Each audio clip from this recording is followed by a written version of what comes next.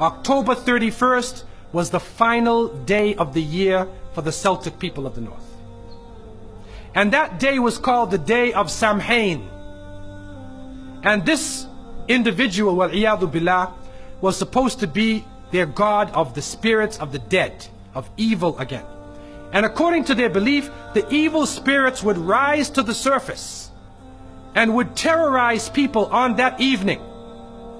And on that evening, if you did something wrong to a person, they'd come back to get you on that night. So some people would put on a disguise, so you couldn't recognize them on October 31st on that evening, and then they would be safe. Also, they would burn fires.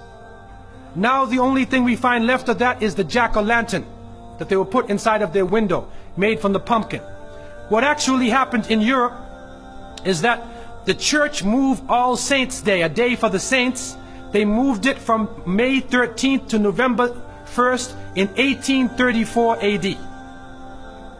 And so what they said was that the 31st night is All Hallows Evening, which in America later became known as Halloween.